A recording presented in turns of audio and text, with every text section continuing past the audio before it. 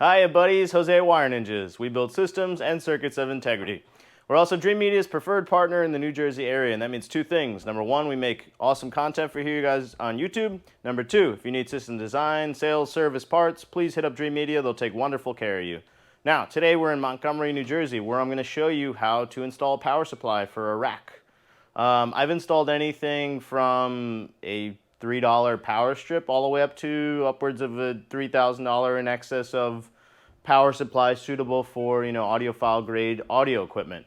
But today we're going to do a simple rack installation providing power and surge protection. Now, I have no allegiances to any particular brands. Use whatever brands you love to use. Today we have CyberPower. This is what we picked out based on the budget we had. And let's take a look at it. It's the first time I'm seeing it. I took one cardboard out of the box. I apologize, but I wanted to shoot a video for you guys to show you how we do this, because every rack we install some type of power solution for. So we have a rack bar surge. Let's see. Product contents: rack bar surge unit, cord retention tray, horizontal. These are the ears for the rack mounting. And then we have cable ties. Wonderful, thank you. And then we have screws to mount here with. Oh, let's look at the overall install. So the rack ears go on. This is pretty typical for any rack equipment. You mount it to the rack, and then you're done.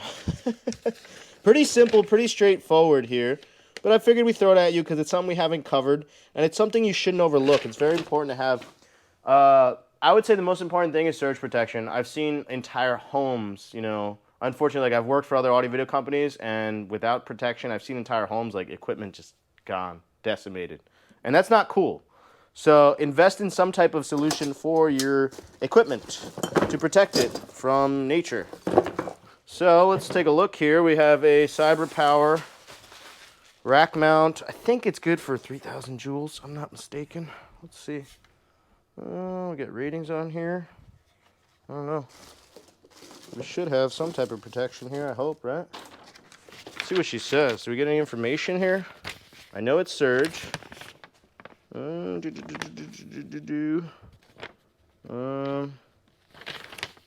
Doesn't. Okay, ratings. Get nothing. Okay. Oh, 3,600 joules. There you go. So it is a surge protector.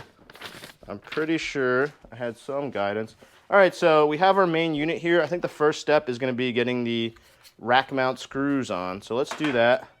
We'll hang her up there. This cable is going to be annoying. So let me actually undo this cable, because it's going to really cause us some trouble during the filming of this video. There's two twisty ties on here. Okay, let's get rid of that, just so she's not pulling on us the whole time. Let's get our little, here we go. We got little rack ears. I don't know if there's two sets of them. There's one set, there's two sets. I think one's for a deeper rack situation, and then the other one's for like a more normal rack situation. So let's see what happens. There may be one you can recess. I think that's what it is. It recesses it. Maybe let's try that. Let's get her recessed. Let's see what it looks like on there. So, yeah, I like the recess. So we're going to go ahead and recess this bad boy. Even though most of the plugs are going in the back, I'm going to recess it. I think it's going to be cool. So let's get our screws ready. Screws. We got 8 little mini screws here, and then 1 grounding screw. I think so. Yes. Let's try. Uh-oh, I dropped 1 screw already. Try not to drop your screws. So I'm not using a screwdriver because I'm lazy and I'm shooting a video, but you should probably use a screwdriver for this, because you want to drive them in nice and slow and make sure that they grab the threads and don't strip the threads. But you can see I'm using this screw gun very lightly. Like, I'm not applying much force at all. And so, okay, so there's 4 little mini screws and then 2 normal ear screws. I guess because this thing's not so heavy, it just takes 2 screws each, because that's all we have. Okay. So let's get our other ear. Where's our other long ear? Where are you? I guess the other screws are for the little wire guard thing. So let's make sure to match the depth there. Look at the cut on that. Yeah, I don't know. I think It's just not the best machine work at the shop there, which is understandable. Machine work's a tough thing to do. That's fine. Where did she go? I lost my hole. There we go. Found the hole. Okay, got one hole. And then let's find our other screw that's the same size. You see a lot of them are smaller. Maybe, let's take a look. No, these are the right size. None of these would take that smaller screw, so we're gonna go ahead and go with this. I got it. We're gonna go with this configuration. So, get our other screw in there. Okay, tight, tight. Now I can make sure to tighten the other ones down. Tight, tight.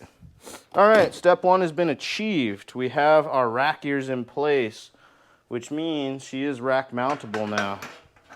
Beautiful. Hopefully she stays there and doesn't fall down. We're gonna put these other little screws aside. We'll put the little minis aside. We don't need the second set of rack ears, and I think that's all we need is this little wire guard thing, which I'm not sure. I'm sure it has some good intrinsic value. Let's put this aside. Let's go over our manual again here. So a little wire guard goes on there. I actually like that. That's a nice little nifty thing there. I like that. It's a good mounting point for the wire. So let's get that on, and then we'll get her onto the actual rack. All right, so we're going to take our little minis screws that we found in there, and we have to get them through here. Bang, bang. No worries. No worries. I'm going to get the, so I'm going to have to hold while I insert, line up with the, that's not going to work out too well. So I'm going to put the screw through the little frame, put the screwdriver behind to hold her in place. And like I said, this frame's a little bit bent. The machine shop is not perfect. All right, there we go. We found our little screw hole. Let's get her in there. Cool. I'm not going to drive them in all the way because that's going to make it more difficult to get the rest of the screws in. Steve, give me some light on the inside there. Exactly. Let's see that screw hole. We're going to go in this next one.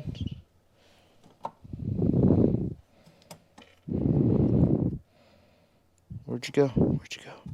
Where'd you go? There we go. There we go. All right, I got one more to get in.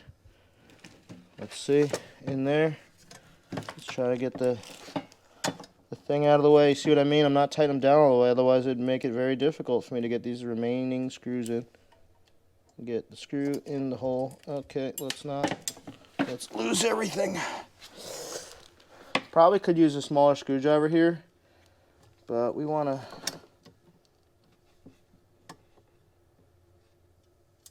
Jeez, this is very troublesome. So what I'm going to do is kind of hold her upside down. That way gravity's not fighting me the whole time. So we're going to hold the unit upside down. Try to find the screw hole now.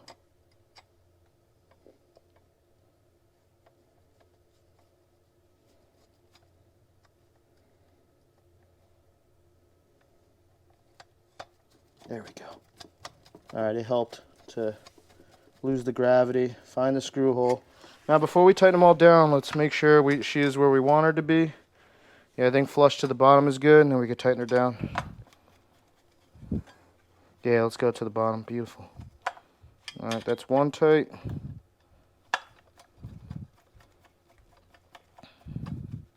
Tight. Remember, I do audible call out, so tight. I recommend doing that for everything you do. Anytime you torque something, just say tight, torqued, whatever. Audible call outs. All right. So now she's fully assembled, ready to go into the rack. And I don't know if they gave us rack screws, but we have them included with the rack, so let's find those.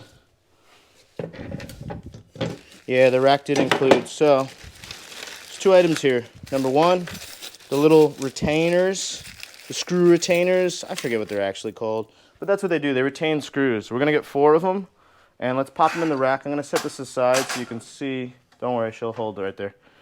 So anything this is 1U. 1U means 3 squares. There should be a gap of square in the middle. So we're going to do, at the very bottom, leave a gap, and 1U. 1 U spans 3 squares, as far as I know. Okay, we're gonna get these little in there, the little legs, gotta grab each metal. You see that? Each metal's gonna grab each leg. You're gonna pop one leg in, push down, slip the other leg up. All right, now she's ready for the regular rack screws. Get 4 of these bad boys. Okay. We will grab our screwdriver. Rack screws, I always recommend doing it by hand. You're gonna over torque them if you use a drill driver. Even if you're careful, once you start moving fast, you're gonna overlook something. So you're gonna line it up, get a rack screw in.